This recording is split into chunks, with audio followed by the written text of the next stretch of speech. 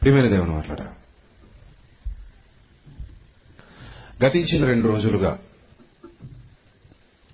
విలువైన మహాజ్ఞాన సంగతులు దేవుని వాక్యంలో నుండి మనందరం నేర్చుకున్నాం. ఈరోజు చివరి దినం మరిన్ని మహాజ్ఞాన సంగతులు నేర్చుకుని ఒక అవగాహనకు, ఒక పరిపూర్ణమైన అవగాహనకు మనం రావాలి. ప్రియులరా, కాలం గురించి, దేవుడు మనకు అనుగ్రహించినటువంటి జీవిత కాలం గురించి, ఆ జీవిత కాలంలో ఏదైనా కోల్పోతే అది తిరిగి రాదు గనుక సమయాన్ని సద్వినియోగం చేసుకోమన్న దేవుని మాటలు ఎంత గొప్పవో మోషే గారి జీవితంలో నుండి అనేకమైన సంగతులు నిన్న మొన్న మనం విస్తృతంగా నేర్చుకోవడం జరిగింది.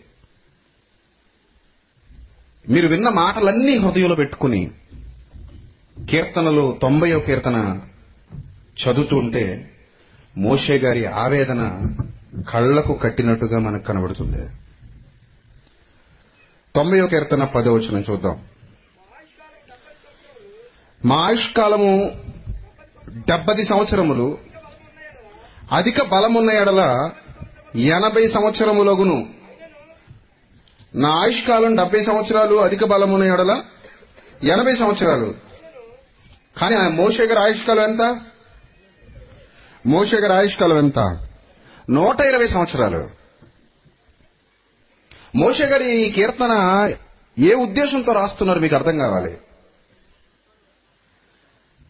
60 లేదా 70 లేదా 80 ఏళ్లు బ్రతకటమే గొప్ప. అధిక బలం ఉంటే 80 ఏళ్లు బ్రతుకుతారు. కానీ అదే అధిక బలంతో నేను ఎన్నేళ్లు బ్రతికాను? 120 ఏళ్ల జీవితం నాది. 120 ఏళ్ల వరకు బ్రతుకుతారన్న మాట మోషే నోటి వెంటనే దేవుడు రాయించాడు. ఆదికాండం 6వ అధ్యాయంలో జరిగిన సందర్భం మోషే రాసింది. ఆదికాండం రాసిన వాడు మోషే. నోవహు జలప్రళయం సంభవించేటప్పుడు మోషే ఉన్నాడా? లేడు. మరి ఎలా రాయగలిగాడు? వారి ఆయుష్కాలాన్ని 120 ఏళ్లకు దేవుడు తగ్గించేశాడన్న సంగతి మోషేకు తెలుసు. పరిశుద్ధాత్మ ప్రేరణతో వ్రాశాడు ఆ మాటలు. మనం చదువుకుంటున్న సృష్టి కార్యక్రమం ఆదికాండం ప్రారంభ అధ్యాయం. చాలా మందికి తెలియదు ఆదికాండం ఎవరు రాశారో. ధర్మశాస్త్రాన్ని వ్రాసింది మోషే గారు. ఆదికాండం రాసింది మోషే గారు. పరిశుద్ధాత్మ ప్రేరణతో సృష్టి కార్యక్రమం, నోవహు జలప్రళయం, పితరుల చరిత్ర సమస్తాన్ని రాస్తున్నాడు. చాలా గొప్ప అవకాశం మోషే గారి దగ్గర ఉంది. అప్పుడు మోషే గారు అంటున్నాడు, మా ఆయుష్కాలము 70 సంవత్సరాలు, అధిక బలమున్నోళ్ళు ఎంతకాలం బ్రతుకుతున్నారు? 80 ఏళ్లు బతుకుతున్నారు. నేను ఎన్నాళ్ళు బతికాను? 120 ఏళ్ల ఆయుష్కాలం. అధిక బలం ఉంటే 80 ఏళ్లు బతుకుతారు. కానీ అదే అధిక బలంతో 120 ఏళ్ల ఆయుష్కాలం. ఈ 120 ఏళ్ల ఆయుష్కాలం ఉన్న నేను ఏం సాధించాను? అసలు నా జీవితమే, నా జీవిత గమ్యమే పాలస్తీనాకి వెళ్ళటం, పాలస్తీనాలో అడుగు పెట్టడం. మోషే గారి గోల్ ఏంటి చెప్పండి?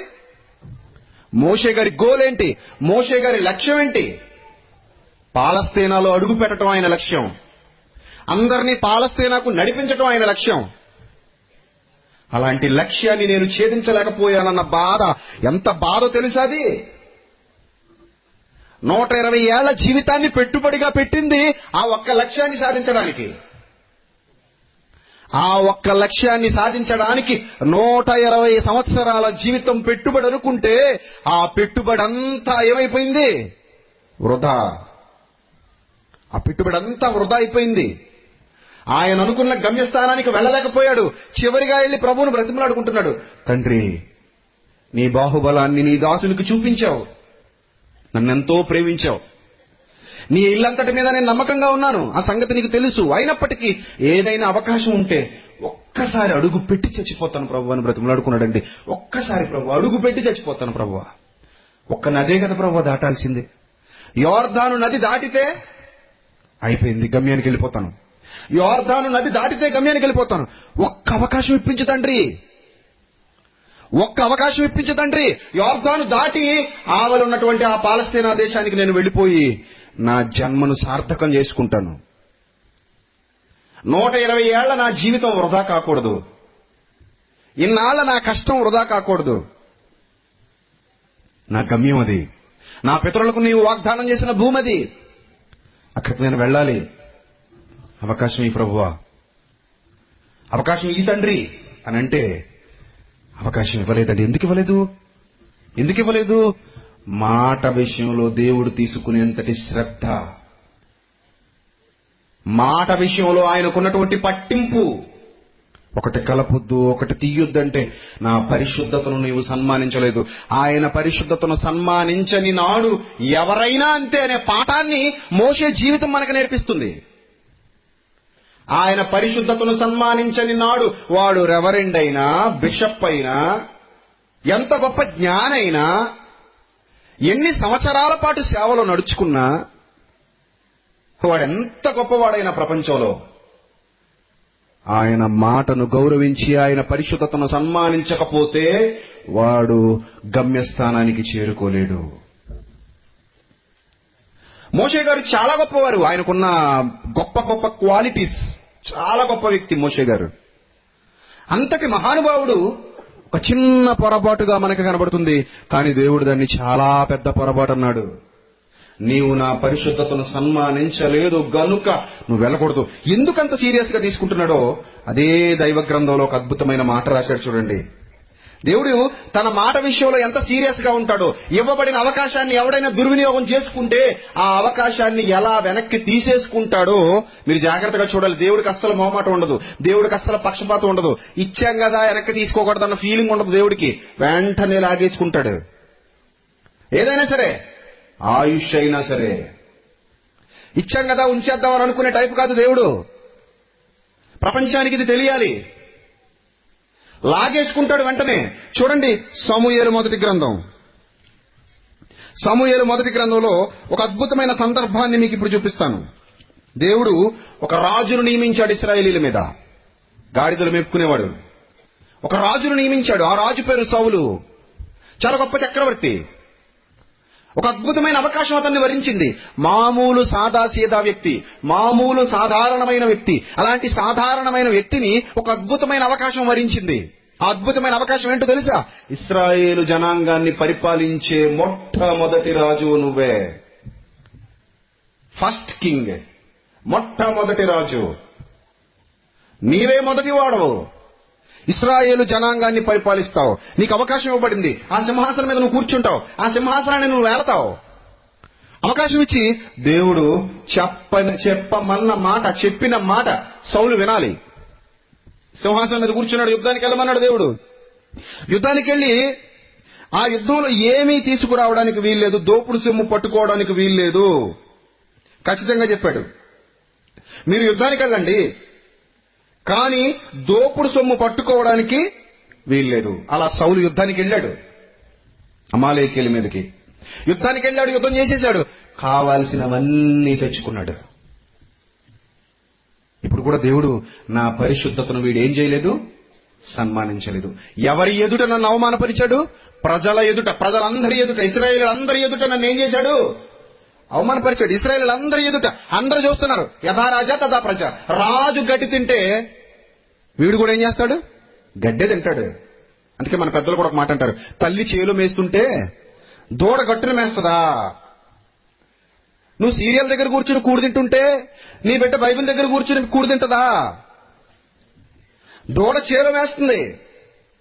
కారణం తల్లి కూడా చేలో దిగిపోయింది కనుక. అలాగే సౌలు తప్పు చేశాడు. అమాలేకీయులతో యుద్ధానికి వెళ్ళు, ఏది తెచ్చుకోవడానికి వీల్లేదు. నువ్వు రాజు అయితే ఎవరికి లెక్క? నేను చెప్పినట్టు చెయ్యి. ఒకప్పుడు నువ్వు ఎందుకు పనికిరానుడివి, ఇప్పుడు నేనే నిన్ను రాజుగా చేశాను. నేనే నీకు హోదా కలిగించాను. నేను ఇచ్చాను నీకు ఈ పరిస్థితి, నేను నీకు అవకాశాలు ఇచ్చాను.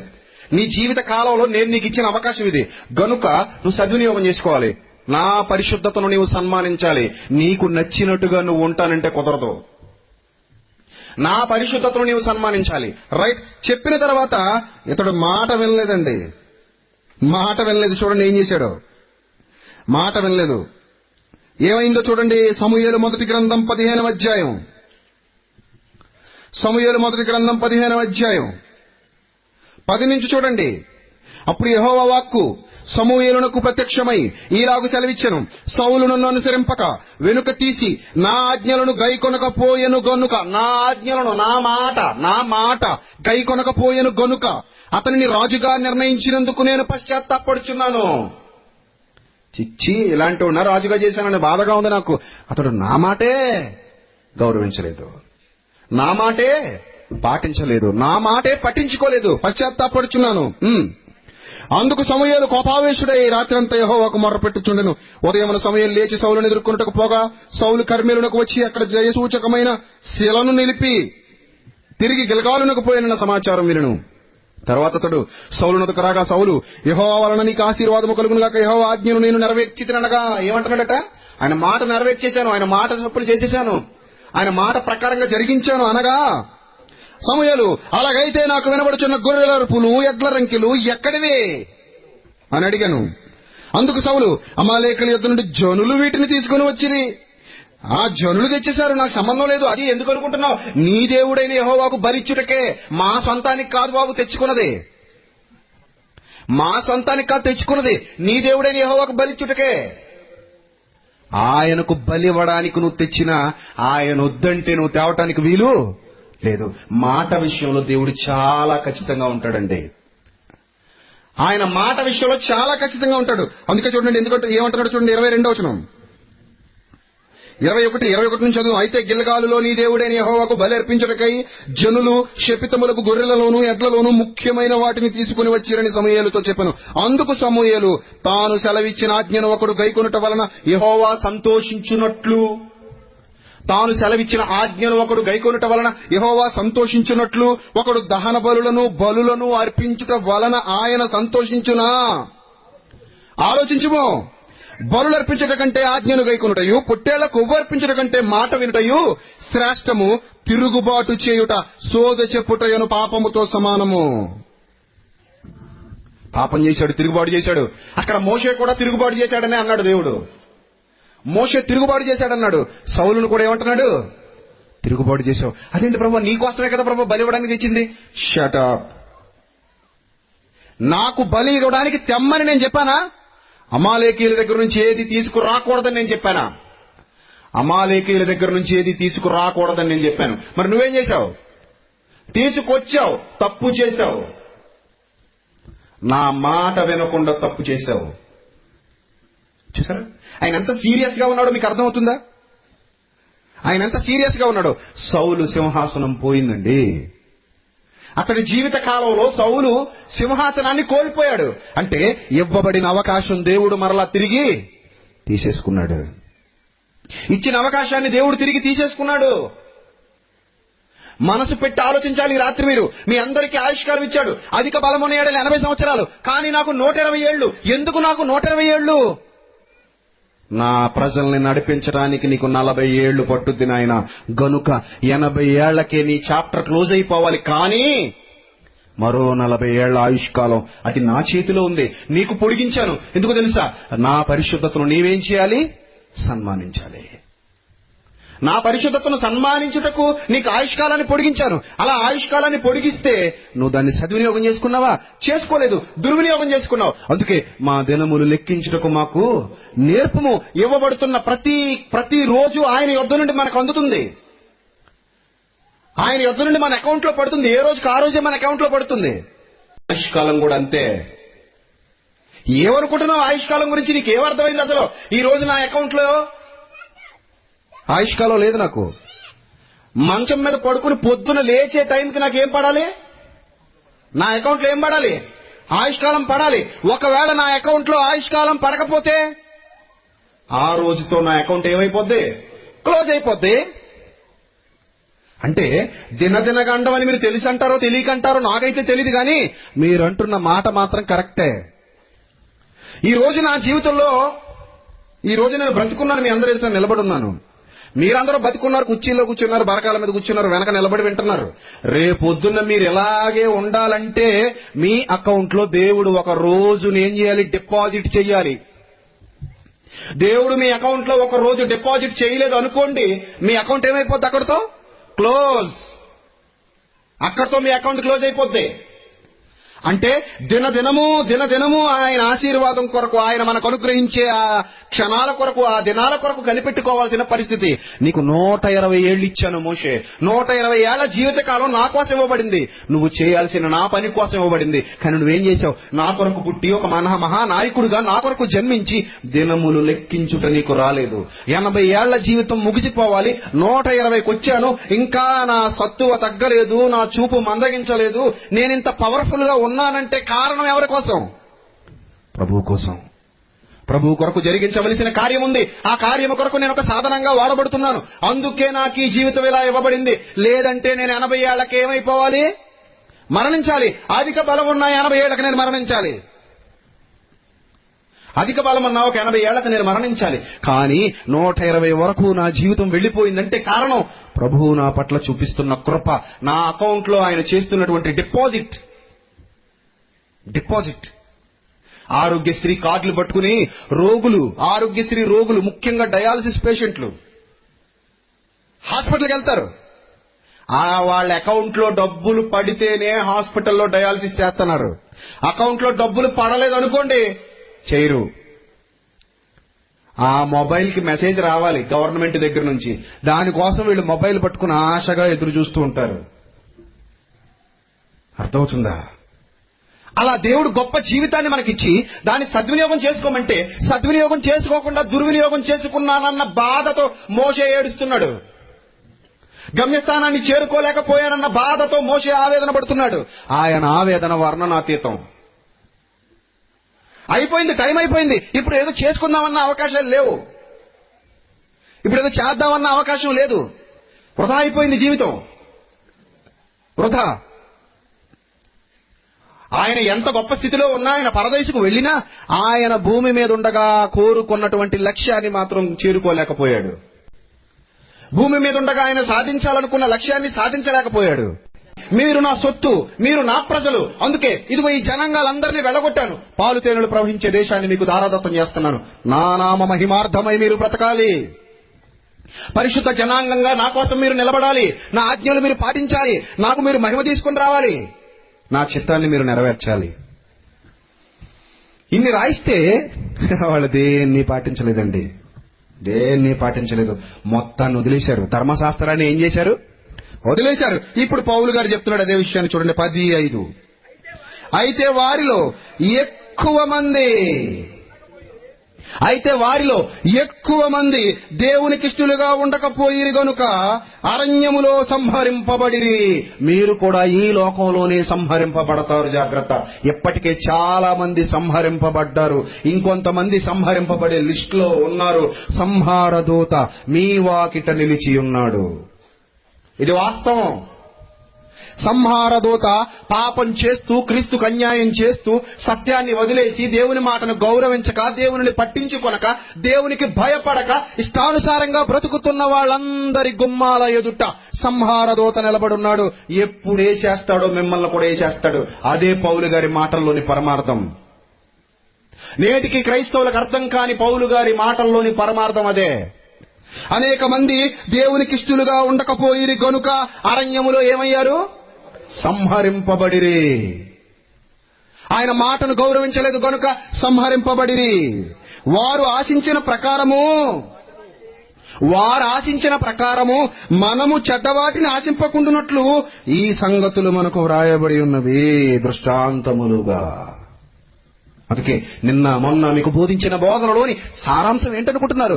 దేహంలో దీపం ఉండగానే, నీ ఆత్మ నీ శరీరంలో నిలిచి ఉండగానే, ఈ సాధనానికి దేవుడు ప్రతిరోజు డిపాజిట్ చేస్తూ ఉన్నప్పుడు, నీ సత్తువ తగ్గక మునుపే దేవుని కొరకు నువ్వేది చెయ్యాలో అది చక్కగా చెయ్యాలి. ఆయన మాటల ప్రకారంగా నడుస్తున్నావో లేదో ఎప్పటికప్పుడు పరీక్ష చేసుకోవాలి. ప్రభువా, నీకు ఆయాసకరమైన మార్గము నా యందున్నదేమో తీసేసుకోవాలి. పౌలు గారు చెబుతున్న మాటల్లోని పరమార్థం అదే. క్రైస్తవ్యమా బహుపర. అంతా అయిపోయిన తర్వాత నువ్వేం చేయలేవు. అంతా అయిపోయిన తర్వాత నువ్వేమైనా చేద్దామన్నా కూడా ఏమీ చేయలేవు. ఇది నువ్వు తెలుసుకోవాలని ఏనాడు పౌలు గారు రాసిన మాట అండి. ఇది 2000 సంవత్సరాలు అవుతుందండి మాట రాయబడి. క్రైస్తవులు జాగ్రత్త పడ్డారా? వారు ఆశించినట్లు మనము చెడ్డవాటిని ఆశించకూడదు. మనం లోకానికి వేరుగా, పవిత్రులుగా, పరిశుద్ధులుగా మనం బ్రతకాలి. పవిత్రతలో మనం ఉండాలి. కానీ ఉందా ఈరోజు క్రైస్తవం పవిత్రతలో? క్రిస్మస్ జరిగింది మొన్న. ఏమైనా పవిత్రత ఉందా క్రైస్తవుల్లో? లోకానికి వేరుగా ఏమైనా ఉన్నారా? జనవరి 1 జరిగింది. లోకానికి వేరుగా ఏమైనా ఉన్నారా? లోకంతోనే కలిసిపోయారా? లోకంతో కలిసిపోయారు. పోకడ వరకు నడుస్తాయి, తొక్కేస్తాడు. ఇది అన్ని సంఘాలు పరలోకి వెళ్ళిపోతే మేఘాల మీద సిటీ బస్సులు ఎక్కేసి వెళ్ళిపోయినట్టు, ప్యాసింజర్ ట్రైన్లు ఎక్కేసినట్టు అనుకుంటున్నారా? కాదండి, కాదు. ఏదో సిటీ బస్సు ఎక్కడికి ఏలాడు వెళ్ళిపోదాం రాజమండ్రి దాకా అనుకుంటున్నారా? కేసారం మీద నుంచి అలాంటివే ఉండవు. తొక్కేయడమే. పరలోకం అంటే ఈజీగా వచ్చేస్తుంది అనుకుంటున్నారా? మోషే అంతటి మహానుభావుడే మాట మీరినందుకు పాలస్తీనాకి వెళ్ళలేదు. నువ్వు పరలోకమే వెళ్తావు? మోషేకు పరలోకం ఇవ్వనలేదు దేవుడు, పాలస్తీనా ఇవ్వనన్నాడు. ఏది? భూమి మీద ఉన్న ఒక దేశం. ఎస్, భూమి మీద ఉన్న ఒక దేశం అది. ఆ దేశాన్ని దేవుడు ఎందుకు ఇవ్వననేసాడు మోషేకి? మాట మీరావు, మాట్లాడమన్నాను, కొట్టావు, 2 మార్లు కొట్టావు, నా పరిశుద్ధతను సన్మానించలేదు. ఇక ఈ దౌర్భాగ్యుల బ్రతుకులు చూస్తే తినటం, తాగటం, ఆడటం. పెడితే బాగా తింటున్నారు. బాబు మా కూరాకులు, మా ఉల్లిగడ్డలు, మా పచ్చిమిరపకాయలు, మా అల్లం మొక్కలు. భూమి దేశం అది. ఆ దేశాన్ని దేవుడు మాకు పూరేడు పిట్టలు కావాలి, మన్నా కావాలి, నీళ్లు కావాలి. ఎప్పటికప్పుడు శోధిస్తూ ఉన్నారు, ఇస్తున్నాడు, తింటున్నారు. తినేమైనా ఆయన కోసం బతికారా? లేదు. తిని తాగి ఆట మొదలెట్టారు. ఈరోజు మనోళ్ళు తిని తాగి ఆట మొదలెట్టారు. మీకు కూడా ఏం కావాలి? చెప్పండి. ఇలా కూర్చోబెట్టి వాక్యం నేర్పిస్తారంటే అసలు ఎవ్వడో విండో. మీకు కూడా ఆటే కావాలి. అదే ఇక్కడ ఏమైనా ఆటేసామనుకోండి, ఖాళీ ఉంటుందా? అసలు గిలగిల కుట్టేసుకోరు. ఇక్కడ అలేగ్రా అన్నాం అనుకో, ఇక్కడ అసలు రేంజ్లో ఉంటారు మీరు కూడా. ఎందుకంటే మనకి అది కావాలి. క్రైస్తవ్యానికి అవే కావాలి. తినుటకు, తాగుటకు, కూర్చుండి ఆడుటకు లేచిరి.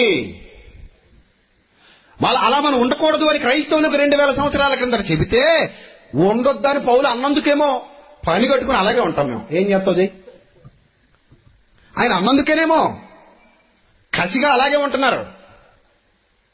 ఈరోజు క్రైస్తవులను చూస్తే జాలేస్తుందండి, క్రైస్తవులను చూస్తే బాధేస్తుందండి. ఏ పరిస్థితిలో ఉన్నారో వాళ్ళకి అర్థం కావట్లేదు. ఇవ్వబడిన సమయాన్ని దుర్వినియోగం చేసుకుంటూ వెళ్ళిపోతున్నారు.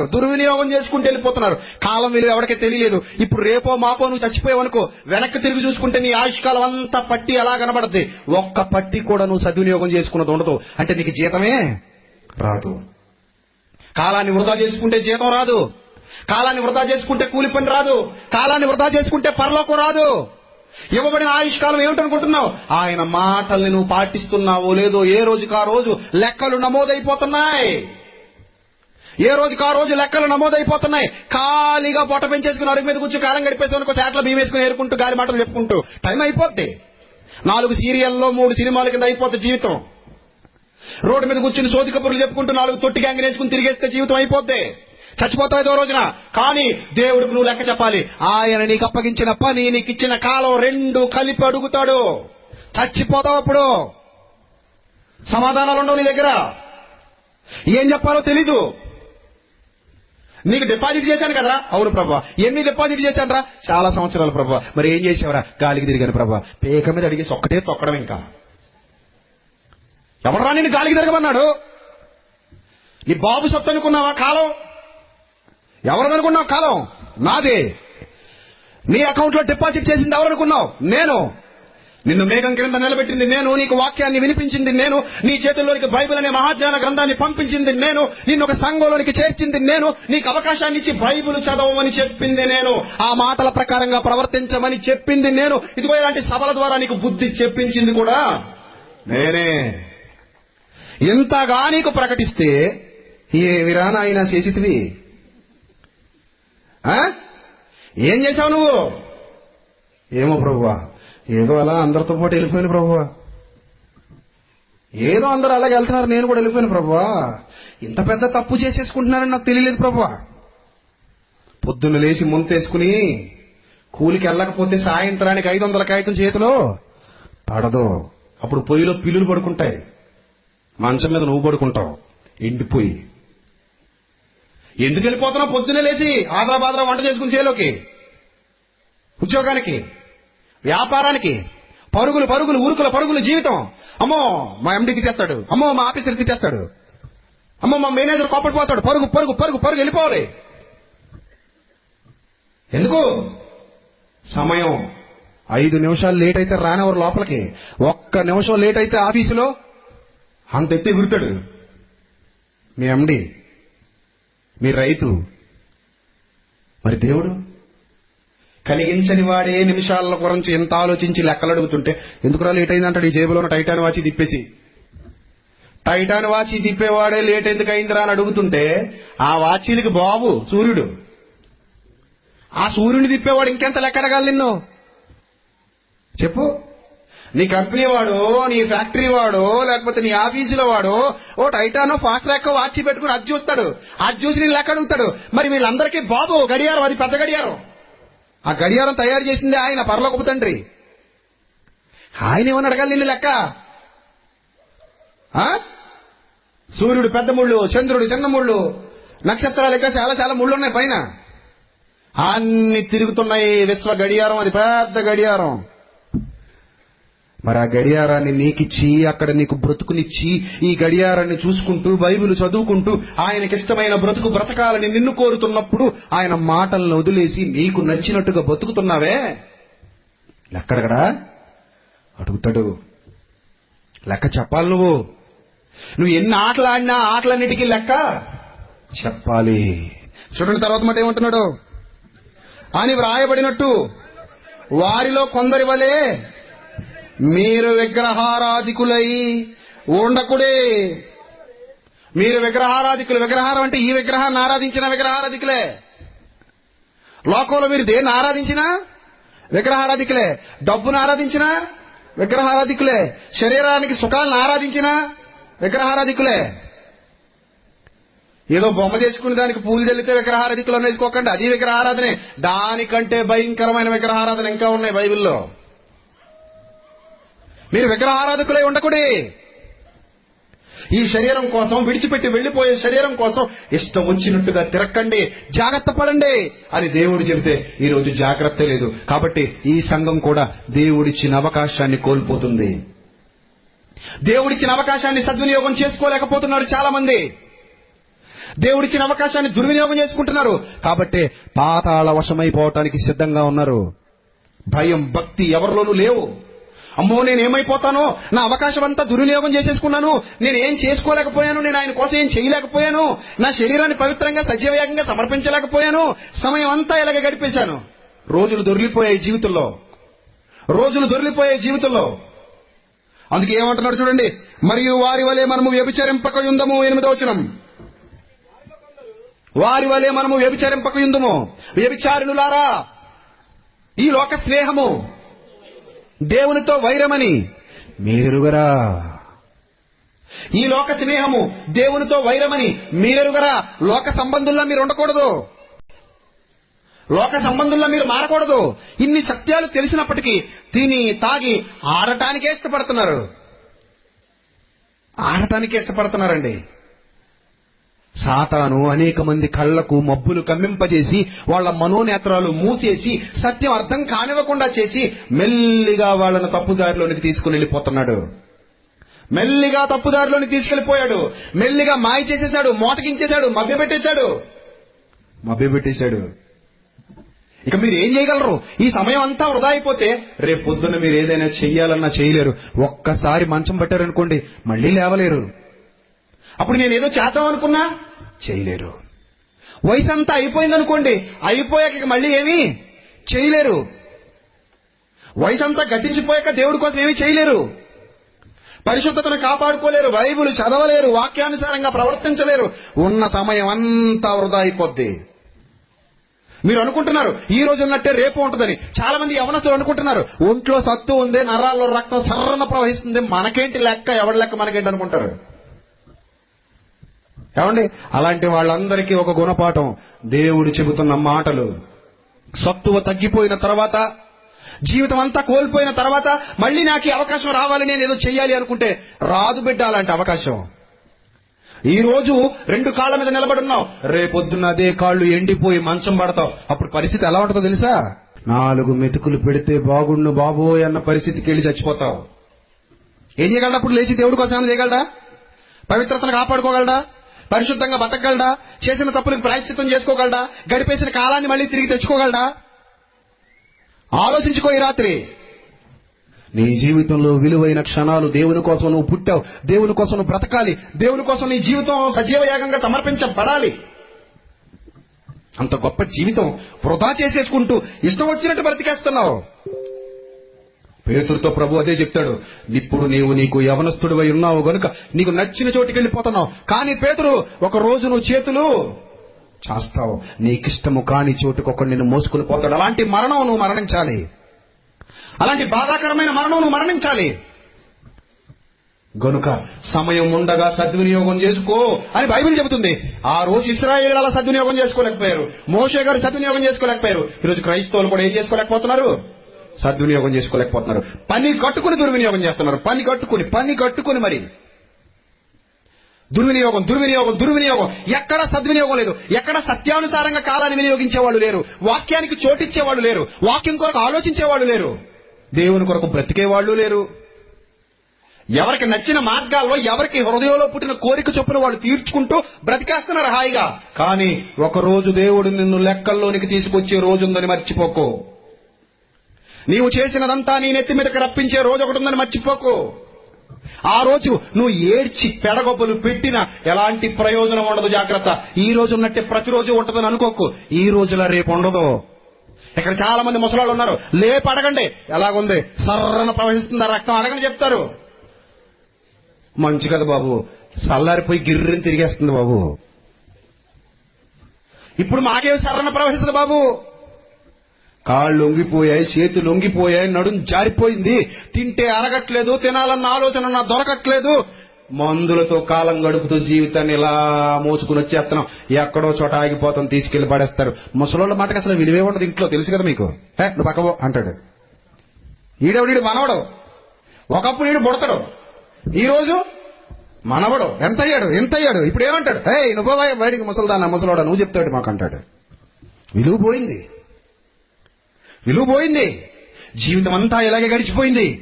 నీకు నచ్చినట్టు జీవితాన్ని గడిపేశావు. ఇప్పుడు అధిక బలం ఉన్న ఎడల 80 సంవత్సరములు 120 సంవత్సరాలు ఇచ్చాడు. ఆయన సద్వినియోగం చేసుకోలేదని బాధపడుతున్నాడు. ఎప్పటికీ ఈ కీర్తన ఎన్నోసార్లు చదువుకున్నారు. మోషే గారి ఆవేదన ఎవ్వడికి అర్థం కాల. ఎందుకు ఆయన ఆవేదన పడుతున్నాడంటే, పని చేయలేకపోయిన ఇంకా 80 ఏళ్లు వదిలేశానని బాధపడుతున్నాడు అనుకున్నారు చాలా మంది. కాదు ప్రియులారా, ఆయన 120 ఏళ్లలో గమ్యాన్ని చేరుకోలేకపోయాడు. అందుకండి బాధ. 80 ఏళ్లు వ్యర్థంగా గడిపేశారని బాధపడట్లేదు మోషే గారు. 120 ఏళ్లకు వచ్చినా ఏం సాధించలేకపోయాడు? గమ్యాన్ని సాధించలేకపోయాడండి. అంత బ్రతుకు బ్రతికిందే గమ్య సాధన కోసం, అంత బ్రతుకు బ్రతికిందే లక్ష్య సాధన కోసం సాధించలేకపోయాడు. ఈరోజు క్రైస్తవులుగా మీరు పరలోకం అనే మహాలోకాన్ని సాధించడానికి క్రైస్తవ్యంలోకి వచ్చారు. ఊరకే రాలేదు మీరు చర్చికి, ఊరకే బాప్తిజం పొందలేదు. ఎవడన్నా మరో మాట చెప్తే, మరో సువార్త చెప్తే నమ్మకండి. అసలు మీరు క్రైస్తవులుగా చర్చికి వచ్చింది ఎందుకు? చచ్చాక ఎక్కడికి వెళ్ళాలి? పరలోకం వెళ్ళాలి. గనుక మరి వెళ్ళడానికి సిద్ధంగా ఉన్నారా? తీసుకెళ్ళటానికి మీకు దేవుడు సిద్ధంగా ఉన్నాడా? మిమ్మల్ని తీసుకెళ్తాడా? అసలు మీరు అసలు పరలోకానికి అర్హులేనా? మీ బ్రతుకులు అలాగ ఉన్నాయా? మీరు ఇలాంటి బోధలు వింటున్నారా? చెప్పాలి. ప్రశ్నార్థకంగా మిగిలిపోతాయి మీ బతుకులు.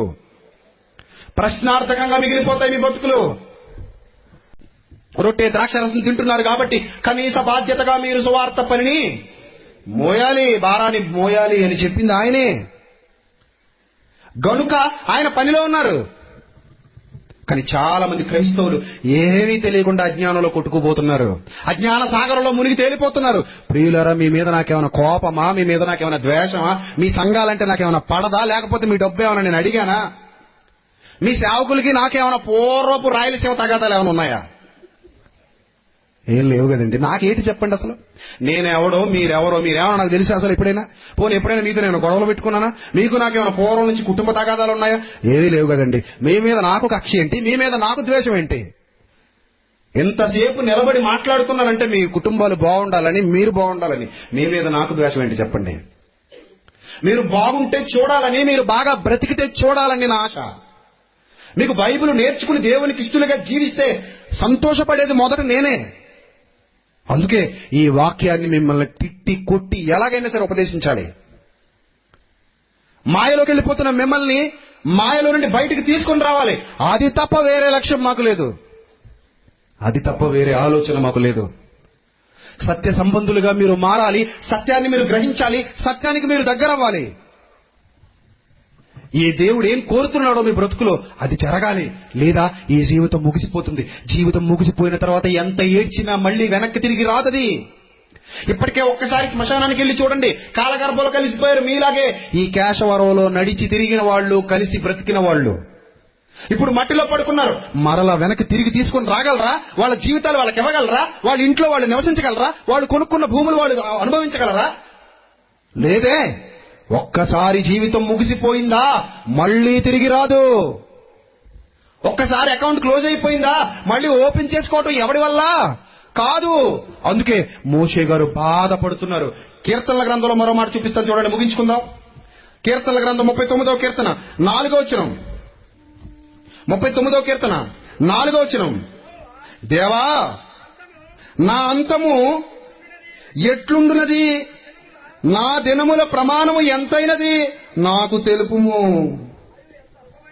చూసారా, నా అంతం ఎలా ఉంటుందో అని భక్తుడు బాధపడుతున్నాడు.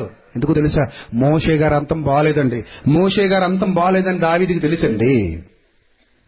మోషే గారు గమ్యస్థానాన్ని చేరుకోలేదు. నా అంతము ఎట్లుండునది, నా దినముల ప్రమాణము ఎంతైనది నాకు తెలుపుము. నా అంతము ఎలా ఉంటుందో, నా దినముల ప్రమాణం ఎంత ఉంటుందో నాకు తెలుపుము. నా ఆయువు ఎంత అల్పమైనదో నేను తెలుసుకొని కోరుచున్నాను. నా దినముల పరిమాణము నీవు బెత్తెడంతగా చేసి ఉన్నావు. నీ సన్నిధిని నా ఆయుష్కాలము లేనట్టే ఉన్నది. ఎంత స్థిరుడైనను ప్రతివాడు కేవలము వట్టి ఊపిరి వలె ఉన్నాడు. చూసారా, మనిషి జీవితం ఎంత అల్పమైనదో తెలుసుకున్న భక్తులు ఎలా ఇవ్వబడిన జీవిత కాలాన్ని సద్వినియోగం చేసుకోవాలా అని ఆలోచించారు. ఈ రోజు కాలం విలువ తెలియని మూర్ఖులు ఇవ్వబడిన ఆయుష్కాలాన్ని ఎలా దుర్వినియోగం చేసుకోవాలా అని ఇష్టం వచ్చినట్టుగా సమాజంలో తిరుగుతున్నారు. ఇష్టం వచ్చినట్టుగా సమాజంలో బ్రతుకుతున్నారు. ఎవరికి నచ్చిన మార్గాల్లో వాళ్ళు వెళ్ళిపోతున్నారు. ఎవరికి నచ్చింది వాళ్ళు చేసుకుంటున్నారు. ఇదే కరెక్ట్ అనుకుంటున్నారు. ఎవడు నడుచు మార్గము వానికి యథార్థమైనదిగా కానబడుతుంది. చివరికి అది ఎక్కడికి తీసుకుపోతుందో తెలుసా? మరణానికి తీసుకుపోతుంది. జాగ్రత్త. అందుకే పౌలు గారు ముందుగా బుద్ధి చెబుతున్నాడు. కొరింథీయులకు రాస్తూ, లేఖ రాస్తూ మనకి బుద్ధి చెప్తున్నాడు. ఎంత చక్కటి విషయాలు రాశాడో చూడండి. ఎంత చక్కటి విషయాలు. 8వ వచనం, 10:8 కొరింథీయులకు రాసిన మొదటి పత్రిక 10:8. మరియు వారి వలె మనము వ్యభిచరింపకయుందము. వారిలో కొందరు వ్యభిచరించి నందున ఒక్క దినముననే 23,000 మంది చచ్చిపోయారు. ఒక్క రోజే ఎంతమంది లేచిపోయారట? 23,000 మంది చచ్చిపోయారు. మనము ప్రభువును శోధింపకయుందుము. వారిలో కొందరు శోధించి సర్పాల వల్ల నశించారు. మీరు సనగొద్దు. వారిలో కొందరు సనికి సంహారకుడి చేత నశించారు. ఈ సంగతులు దృష్టాంతాలుగా క్రైస్తవులారా మొదట ఉన్న ఇశ్రాయేలీల సంఘానికి సంభవించి ఈ రోజున్న క్రీస్తు సంఘాలకు యుగాంతమందున్న మీకు బుద్ధి కలుగుటకై రాయబడ్డాయి. గనుక నిలబడిపోయాననుకున్నాడు పడిపోకుండానట్లు జాగ్రత్తగా చూసుకోండి. జాగ్రత్త. సమయాన్ని సద్వినియోగం చేసుకోండి. కాలము నెరిగి నిద్ర మేలుకొని వేళ అయినదనుకుని తెలుసుకుని అలాగు చేయండి. తేజ సంబంధమైన యుద్ధోపకరణాలు ధరించుకోండి. పాపానికి దూరంగా పారిపోండి. పరిశుద్ధతలో అడుగులు వేయండి. ప్రభు కొరకు ఉన్నతంగా బ్రతకండి. ఇంత చక్కటి విషయాలు దేవుడు చెబితే ఈరోజు క్రైస్తవులకు అసలు చీమ కుట్టినట్టయినా లేదు. క్రైస్తవులకు అసలు దేవుని మాటలు అర్థం కావట్లేదు. ఎవరికి నచ్చిన వేలో వాళ్ళు వెళ్ళిపోతున్నారు. ఎవరికి నచ్చిన బోధ వాళ్ళు చేసేసుకుంటున్నారు. జాగ్రత్త ప్రియులారా, నష్టపోతారు. ముందుగా మీకు ఈ మాటలు తెలియజేయబడ్డాయి. మీ ప్రాణాలకు మీరే ఉత్తరవాదులు. జాగ్రత్త. ప్రకటింపబడిన తర్వాత ఆయన మాటను కాదని, ఆయన మాటను మాట మీరితే ఎంత శిక్ష తీవ్రంగా ఉంటుందో మీరు విన్నారు ఈ 3 రోజులు. మాట మీరితే, మాటను కోల్పోతే, మాట విషయంలో జాగ్రత్త లేకపోతే ఎంత బాధాకరమైన పరిస్థితి అనుభవించాలో మీరు విన్నారు ఈ 3 రోజులు. మోషే గారి జీవితంలో చూశారు. సౌలు గారి జీవితంలో చూశారు. ఉజ్జా అనేవాడు ఏమైపోయాడో మీకు తెలుసు. బైబిల్లో ఎంత మంది నాశనం అయిపోయారో మీకు తెలుసు. ఇప్పుడైనా మీ మనోనేత్రాలు వెలిగించుకోండి. జాగ్రత్త పడండి. చివరిగా కొరింథీయులకు రాసిన 2వ పత్రిక 6వ అధ్యాయం 1వ వచనం. కొరింథీయులకు రాసిన 2వ పత్రిక 6వ అధ్యాయం 1వ వచనం, కాగా మేము ఆయన తోడి పనివారమై. మీరు దేవుని కృపను పొందుకున్నారు. ఉచితంగా పాపాలు క్షమించి ఉచితంగా మీకు పరలోకం ఇస్తారు, నా కోసం బ్రతకండి అని కోరుకున్నాడే. ఆయన యందు విశ్వాసం ఉంచి ఆయనలో నిలకడగా ఉండమని కోరుకున్నాడే. ఇంత గొప్ప అవకాశం ఎవరికైనా వస్తుందా? ఇంత గొప్ప అవకాశం ఎవరికైనా వస్తుందా? దేవుని కృప, ఈ కృపను వర్ణించటం అసాధ్యం. అంత గొప్ప దేవుని కృప ఇప్పుడు మీకు అనుగ్రహింపబడింది. మీరు ఇప్పుడు కృపలో ఉన్నారు. ఇంత గొప్ప దేవుని కృప మీ అందరికీ అనుగ్రహింపబడింది. ఇంత గొప్ప దేవుని కృపను వ్యర్థము చేసుకొనవద్దని మిమ్మును వేడుకొనుచున్నాము. క్రైస్తవులారా, కొరింథు సంఘస్థులారా, అలనాడు ఈనాడు క్రీస్తు సంఘానికి చెందిన వారలారా, క్రైస్తవులారా, దేవుడిచ్చిన కృపను ఎందుకు నిరర్థకం చేసుకుంటున్నారు? లోకం ఎలాగో బైబిల్ తెలియక, బైబిల్లో ఏముందో తెలియక పాపాలతో మగ్గిపోతూ, లోక సంబంధమైన ఆలోచనలతో రగిలిపోతూ పాతాళ గుండానికి జారిపోవడానికి సిద్ధంగా ఉంది. నీకేం పోయే కాలం? బైబిల్ ఉంది కదా నీ దగ్గర. బైబిల్లో ఏముందో చూస్తున్నావు కదా, చదవగలవు, ఆలోచించగలవు, తెలుసుకోగలవు. నువ్వెందుకు అలాగైపోతున్నావు? దేవుడు ఎంత గొప్ప కృపను నీ పట్ల చూపించాడు. ఈ కృపను వ్యర్థం చేసుకుంటావా?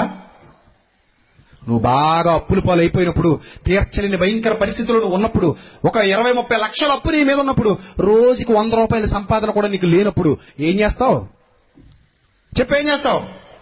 ఏం చేయలేని దిక్కుతోచని పరిస్థితులు ఏడుస్తుంటావు. అప్పుడు ఆయన వచ్చి, ఇదిగో నాయన నీ 30 లక్షలు రద్దు చేసేస్తున్నాను, నేను తీరుస్తున్నాను నీ బాకీ, ఇంకెప్పుడు బాకీలు చేయకు బాబు, ఇంకెప్పుడు బాకీలు చేయకు, నా ఆస్తిని అనుభవించు, నేను నీకు ఆస్తి ఇస్తున్నాను, ఇది అనుభవించు, ఇంకెప్పుడు అక్కడ అప్పులు చేయకని చెప్తే మళ్ళీ నువ్వు అప్పుల వైపు తిరిగావు అనుకో, ఈ కృపను ఏం చేసుకున్నట్టు? నిరర్థకం చేసుకున్నట్టు కదా. నీ పాపాలు మాఫీ చేసి ఉచితంగా నీకు రుణమాఫీ ప్రకటించి ఆయన ఈ వైపు తిరగమని, ఆయన కొరకు బ్రతకమని చక్కగా నిన్ను ఆయన కృపలో ఉంచితే దీన్ని సద్వినియోగం చేసుకోవట్లేదంటే ఏమనాలండి? అందుకే పౌలు ఏమంటున్నాడు చూడండి, అనుకూల సమయమందు నీ మొరనాలకించితిని, అనుకూల సమయమందు నీ మొరనాలకించితిని, రక్షణ దినమందు నిన్ను ఆదుకొంటిని అని ఆయన చెప్పుచున్నాడు కదా. ఇదిగో ఇప్పుడే మిక్కిలి అనుకూల సమయం. మిక్కిలి ఇంత మంచి అనుకూల సమయం మళ్ళీ రాదయ్యా. ఇప్పుడే మిక్కిలి అనుకూల సమయం. ఇదే స్టిల్ ఈ మినిటే. ఎందుకంటే నెక్స్ట్ మినిట్ మనం ఉంటామన్న గ్యారంటీ ఇవ్వలేము. ఎందుకంటే నెక్స్ట్ మినిట్ మనకు రావాలంటే ఆయన మన అకౌంట్లో డిపాజిట్ చేయాలి. నెక్స్ట్ మినిట్ మనకు రావాలంటే ఆయన మన అకౌంట్లో డిపాజిట్ చేయాలి. ఆయన మన అకౌంట్లో డిపాజిట్ చేయకపోతే నెక్స్ట్ మినిట్ లోనికి మనం ఎంటర్ అవ్వలేమండి. ఆయన ఎప్పటికప్పుడు మనల్ని, మన ఆయుష్కాలాన్ని ఎప్పటికప్పుడు అప్డేట్ చేస్తూ ఉంటాడు, పొడిగిస్తూ ఉంటాడు. లేదనుకోండి ఆపేయగలడు. ఆయన చేతిలో పనండి. అమ్మ కడుపులో ఇచ్చిన ఆయుష్కాలం ఎప్పుడైనా ఆయన ఆపేయగలడు. ఫ్యాక్టరీ యజమాని ఆయన. 30 ఏళ్ళు ఇచ్చింది 20 ఏళ్ళు కుదించేయగలడు. 30 ఏళ్ళు ఇచ్చింది 40 ఏళ్ళకి పెంచగలడు. ఏం చేయాలన్నా ఆయన చేతిలో పని. అందుకేమంటున్నాడు పౌలు గారు, అనుకూల సమయమందు నీ మొరనాలకించితిని, రక్షణ దినమందు నిన్ను ఆదుకొంటిని అని ఆయన చెప్పుచున్నాడు కదా. ఇదే అనుకూల సమయం, మొరపెట్టవయ్యా దేవునికి. ఇదే అనుకూల సమయం, మొరపెట్టు. ఇదే అనుకూల సమయం, రక్షణలోనికి ప్రవేశించు. మారు మనస్సు పొంది మళ్లీ దారి తప్పి చెడిపోయావా?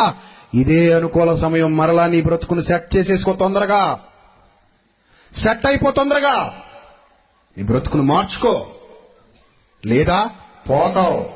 No doubt. ఇదే అనుకూల సమయము. అనుకూల సమయం ఇదే. ఇప్పుడే మిక్కిలి అనుకూలమైన సమయము. ఇదిగో ఇదే రక్షణ దినము. ఇదే రక్షణ దినం అంటున్నాడు చూడండి. ఇదే రక్షణ దినము. రేపు ఉంటుందని అనుకోకు నాయన. మరలా రేపు నీ బ్రతుకులో ఉంటుందని అనుకోకు. ఇదే రక్షణ దినము. స్టిల్ ఇప్పుడే. అందుకే రాత్రికి రాత్రే బాప్తిస్మా తీసేసుకున్నారు జైలు అధికారి వాళ్ళ ఇంట్లో వాళ్ళు. రాత్రికి రాత్రే. ఏమో పొద్దులకు పోతామేమో, దేవుడు డిపాజిట్ చేయడేమో, ఎంత తెలిసాక కూడా పొద్దున్న తీసుకుంటా ప్రభు అన్నావు అనుకో. పైనుండి ఏం చేస్తాను, నీకు ఎంత పోకర్రా పొద్దునే ప్రభు ఆగలేవా, తీసేస్తాడేమో. అందుకే భయం వేసిందండి. బాబు ఈ రాత్రి నాకు నా ఇంటి వారికి బాప్తిస్మం ఇచ్చేయండి. తడవు చేయటం ఎందుకు అన్నాడు. వెంటనే పౌలు తీసుకుని ఏం చేశాడు, అతనికి బాప్తిస్మం ఇచ్చేశాడు. ఒకవేళ నువ్వు చెడిపోయి బ్రతుకుతున్నావా, ఇదే రేపు మారదాంలే, అసలు రేపు మారదాంలే అన్నాడంటే దొంగడు. అసలు మారడండి. మార్పు అనేది వెంటనే విత్ ఇన్ సెకండ్స్ లో పుట్టేదండి. భయం భక్తి దేవుని మీద ఉంటే ఇదే అనుకూల సమయం, ఇదే రక్షణ దినం. మా పరిచర్య నిందింపబడకుండా నిమిత్తము ఏ విషయంలోనైనా అభ్యంతరం ఏమీ కలుగజేయక శ్రమల యందు, ఇబ్బందుల యందు, ఇరుకుల యందు, దెబ్బల యందు, చెరసాలలో, అల్లర్లలో, ప్రయాసాలలో, జాగరణాలలో, ఉపవాసాలలో మిగుల ఓర్పు గలవారమై పవిత్రతతోనూ, జ్ఞానముతోనూ, దీర్ఘశాంతముతోనూ, దయతోనూ, పరిశుద్ధాత్మ వలన నిష్కపటమైన ప్రేమతోనూ సత్యవాక్యము చెప్పుచూ ఉన్నాము. దేవుని బలము వలన కుడి ఎడమల నీతి ఆయుధాలు కలిగి ఘనతల వల్ల సుకీర్తి దుష్కీర్తుల వల్ల దేవుని పరిచారకులమై ఉండి అన్ని స్థితులలో మమ్మను మేమే మెప్పించుకుంటున్నాం. ఎందుకు తెలుసా, దేవుని కృపను నిరర్థకం చేసుకోకండి మీకు చెప్పడానికి మేము పడుతున్న కష్టం ఇది అంటున్నాడు పౌలు. దేవుని కృపను నిరర్థకం చేసుకోవద్దని మీకు చెప్పడానికి మేము తీసుకుంటున్న ప్రయాస ఇది. కనుక ఇదే అనుకూల సమయం, నేడే రక్షణ దినం. మారలేని వాళ్ళు మారండి.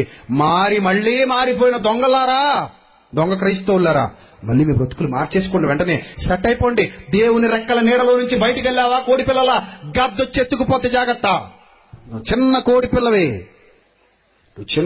పిల్లవే ఎప్పుడు దేవుని రెక్కల నీడలో నేను ఆశ్రయం పొందాలి. కాదు కూడదని బయటికి వెళ్ళావా, వాడు ఎత్తుకుపోతాడు. ఇప్పటికే చాలా మందిని ఎత్తుకుపోయాడు. ఇప్పటికే చాలా మంది మాయలో ఉన్నారు, మోసపోయారు, లోక పిచ్చి పడి తిరుగుతున్నారు. లోకంలో ఏదో చేద్దాం అనుకుంటున్నారు. ఎవరికాడే నేను పెద్ద గొప్ప అనేసుకుంటున్నాడు. దేవుడికి నేను నచ్చానా లేదా అని, దేవుడికి నచ్చినట్టుగా నేను బతుకుతున్నానా లేదా, దేవుడికి నచ్చినట్టుగా నా కాలం, నా సమయం అన్ని కొనసాగుతున్నాయా లేదా, నా క్షణాలు గడుస్తున్నాయా లేదా అని ఒక్కడు ఆలోచించుకోవట్లేదు. జాగ్రత్త. ఈ 3 దినాల్లో నువ్వు నేర్చుకున్న వాక్యం చాలా మూల్యమైనది. ఈ 3 దినాల్లో నువ్వు విన్న మాటలు ఎప్పుడు నీ బ్రతుకులో ఎక్కడా విననివి, వినబడనివి నువ్వు విన్నావు. నీకు వినిపించాడు దేవుడు. కనుక ఇదే అనుకూలమైన, మిక్కిలి అనుకూలమైన, మామూలు అనుకూలం కాదట, మిక్కిలి అనుకూలంగా ఉంది. ఇప్పుడు మనకి చాలా అనుకూలంగా ఉంది మనకంతా. ఇంకో క్షణం గడిస్తే అనుకూలత ఉండదేమో, ఎవరికి తెలుసు? ఇంకో క్షణం గడిస్తే అనుకూలత ఉండదేమో. ఇప్పుడు చాలా అనుకూలంగా ఉంది మనకి, బాగుంది పరిస్థితి. ఇప్పుడే సెట్ అయిపోవాలి. ఇదే మిక్కిలి అనుకూల సమయం. దేహంలో దీపం ఉంది, ఎంత అనుకూలం అండి. దేహంలో దీపం ఉందంటే అనుకూలం. నరుని ఆత్మ యెహోవా పెట్టినా దీపము. ఇది ఈ దేహంలో ఉందంటేనే చాలా అనుకూలమైన పరిస్థితులు. ఏమో మళ్ళా రేపు ఎలా ఉంటుందో, అర్ధరాత్రి అయ్యాక మళ్ళీ ఎలా ఉంటుందో, మరలా ఒక నెల పోతే ఎలా ఉంటుందో, అసలు ఉంటామో ఉండమో చెప్పలేమండి. అందుకే ఎంత చక్కగా వాక్యం మనకు బోధిస్తుందో చూడండి. ఇదిగో ఇప్పుడే, still, in this minute, in this second, ఇదే ఇప్పుడే అనుకూలమైన సమయం మిక్కిలి. ఇదే రక్షణ దినము. అనుకూల సమయం. నీ మొర ఆలకిస్తాడు. జాగ్రత్త. పశ్చాత్తాపడి నీ జీవితాన్ని మార్చుకో. పశ్చాత్తాపడి నీ బ్రతుకును మార్చుకో. ఆయన ఎదుట నీ పాపాన్ని ఒప్పుకొని విడిచిపెట్టు. ఆయన కొరకు ఉన్నతంగా బ్రతుకు. ఆయన ఇష్టాన్ని నెరవేర్చు. ఆయనకు నచ్చినట్టుగా జీవించడానికి ఇష్టపడు. అసలు ఆయన ఇష్టాలేంటో బైబిల్లో తెలుసుకో. ఆయన ఇష్టాలేంటో బైబిల్లో. అందుకే ఇప్పుడే నీ మొరను ఆలకించడానికి రెడీగా ఉన్నాడు. రక్షణ దినం నిన్ను ఆదుకుంటాడు ప్రభువు. మారితే ఆయన మీద తిరగబడతావా, మారవా, నీ కర్మ. నిన్నెవడు బాగు చేయలేడు. అలనాడు ఇశ్రాయేలీయులు ఎలాగైతే నాశనం అయిపోయారో నువ్వు కూడా అలాగే నాశనం అయిపోతావు. కనుక మంచి నిర్ణయాలు తీసుకోండి. ఈ సమయం పోనివ్వకండి. ఈ సమయం పోయిందా మళ్ళీ తిరిగి రాదు.